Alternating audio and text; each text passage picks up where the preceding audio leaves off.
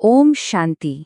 আজকের মুরলি মান্থানে সকল রুহানি ভাই ও বোনেদের অনেক অনেক স্বাগত। আজকের মুরলিটা শুরুই হচ্ছে এক অসাধারণ পরিচয় দিয়ে।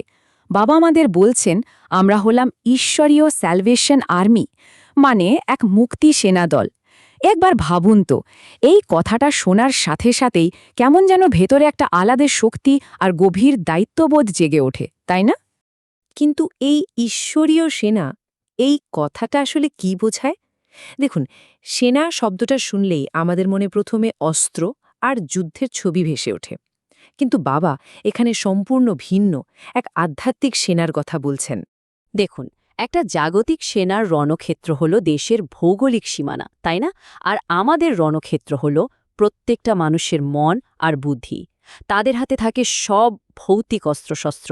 আর আমাদের অস্ত্র হলো বাবার দেওয়া শুদ্ধ জ্ঞান আর যোগের শক্তি। আর সবচেয়ে বড় যে পার্থক্যটা, সেটা হলো পরিণামে। জাগতিক যুদ্ধের ফল তো প্রায়শই বিনাশী হয়, কিন্তু আমাদের এই রুহানি সেনার একটাই লক্ষ্য, নির্মাণ করা, দুঃখী আত্মাদের মুক্তির পথ দেখানো। আর এই মুক্তি সেনার প্রধান কাজটা কি? সদ্গতি দেওয়া। কিন্তু বাবা এখানে সদ্গতির পুরো ধারণাটাই বদলে দিচ্ছেন। এটা কিন্তু মৃত্যুর পরের কোনো মুক্তির কথা হচ্ছে না। সদ্গতি মানে হলো এই জীবিত অবস্থাতেই মনের সব বিকার, কাম, ক্রোধ, লোভ, মোহ, অহংকার আর যাবতীয় দুঃখ থেকে একেবারে মুক্ত হয়ে যাওয়া। একবার ভেবে দেখুন, কি অসাধারণ একটা লক্ষ্য। চলুন এখন একটা খুব জরুরি প্রশ্ন নিয়ে ভাবা যাক। ঈশ্বর আমাদের যে বুদ্ধি দিয়েছেন, যে অসীম শক্তি দিয়েছেন, সেইটা আমরা ঠিক কোথায় ব্যবহার করছি?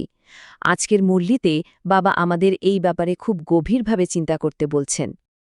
একবার ভাবুন তো, মানুষের বুদ্ধি আজ কোথায় চলে গেছে? বিজ্ঞানীরা রকেট পাঠিয়ে মহাকাশের অনন্ত গভীরতা মাপার চেষ্টা করছেন, আবার সাবমারিন দিয়ে সমুদ্রের একেবারে অতল রহস্য ভেদ করতে চাইছেন। মানে মানুষের সমস্ত শক্তি, পয়সা আর সময় সবকিছুই যেন এই বাইরের জগৎ আবিষ্কার করার কাজেই লেগে আছে। বাবা কিন্তু বিজ্ঞানের বিরুদ্ধে নন, একদমই না। তিনি শুধু আমাদের বুদ্ধির সঠিক বিনিয়োগের দিকে ইশারা করছেন। জাগতিক বুদ্ধি বাইরের জগৎ খুঁজে বেড়াচ্ছে, আর আধ্যাত্মিক বুদ্ধি নিজের ভেতরের জগৎকে পবিত্র করছে। বাইরের আবিষ্কার দিয়ে হয়তো জাগতিক আরাম পাওয়া যায়, কিন্তু আত্মিক শান্তি কি মেলে না। আর এখানেই সবচেয়ে বড় তফাৎ। জাগতিক আবিষ্কারের জন্য বিজ্ঞানীরা সম্মান পান, কিন্তু পূজনীয় হন না। কিন্তু আপনারা বাচ্চারা নিজেদের বুদ্ধিকে এমন একটা কাজে লাগাচ্ছেন যাতে আপনারা নিজেরাই পূজ্য দেবতা হয়ে ওঠেন। সুতরাং আসল কথাটা হলো এটাই, আমাদের লক্ষ্য আকাশের শেষ খুঁজে বের করা নয়, বরং আত্মার ভেতরে যে বিকারগুলো আছে সেগুলোকে শেষ করা। আমাদের মনের মধ্যে যে দুঃখ আর ঘৃণার সমুদ্র, সেটাকেই শুকিয়ে ফেলা হলো আমাদের আসল অভিযান। এখন আসা যাক একটা খুব সূক্ষ্ম বিষয়। আমাদের ভালোবাসা কার সাথে যুক্ত হওয়া উচিত? আর সত্যিকারের উত্তরাধিকার মানে বর্ষা, সেটা কোথা থেকে পাওয়া যায়? ভক্তিমার্গে আমরা কি দেখি? শ্রীকৃষ্ণের প্রতি মানুষের মনে কি গভীর ভালোবাসা! মীরার মতো ভক্তরা তো তার প্রেমেই নিজেদের জীবন উৎসর্গ করে দিয়েছিলেন। আর এটা খুবই স্বাভাবিক। দেবতাদের অমন স্বর্গীয় রূপ দেখলে মন তো মুগ্ধ হবেই। কিন্তু প্রশ্নটা হল, এই ভালোবাসা থেকে কি সত্যিকারের প্রাপ্তি বা উত্তরাধিকার পাওয়া সম্ভব? আসল উত্তরাধিকারটা কে দেন? উত্তরটা কিন্তু খুব সহজ। উত্তরাধিকার বা প্রাপ্তি সবসময় সৃষ্টির কাছ থেকে মেলে, সৃষ্টির কাছ থেকে নয়। শ্রীকৃষ্ণ হলেন সত্যযুগের প্রথম রাজকুমার। তিনি তো নিজেই তার কর্মের ফল ভোগ করছেন। এবার ভাবুন, যিনি নিজেই ফল খাচ্ছেন, তিনি অন্যকে সেই ফলের বীজ কিভাবে দেবেন? সেই বীজ তো আছে একমাত্র রচয়িতা, নিরাকার পিতা শিব বাবার কাছে, কারণ তিনিই একমাত্র জন্ম মৃত্যুর চক্র থেকে মুক্ত।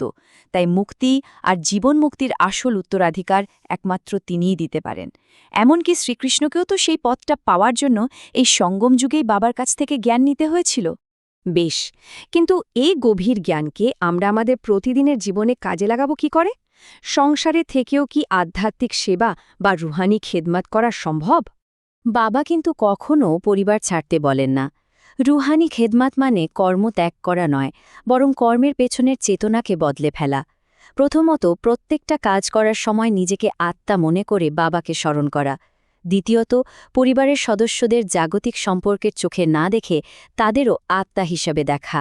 আর সবশেষে, সংসারের সব কিছুর মাঝে থেকেও, ঠিক যেমন কমল ফুল কাদা জলে থেকেও পবিত্র ও নির্লিপ্ত থাকে, ঠিক সেভাবে থাকা। সুতরাং সবচেয়ে জরুরি কথা হল আধ্যাত্মিকতা কোনো বাইরের পরিবর্তন নয়, এটা পুরোপুরি একটা ভেতরের রূপান্তর। আমাদের প্রত্যেকটা সাধারণ কাজই বাবার স্মরণে করলে সেটা অসাধারণ সেবা হয়ে যায়। তাহলে আমাদের এই আধ্যাত্মিক যাত্রার শেষ মঞ্জিলটা কি? আজকের মুরলি বরদান আমাদের ঠিক সেই লক্ষ্যের কথাই মনে করিয়ে দিচ্ছে, একজন মহান আত্মা হয়ে ওঠা।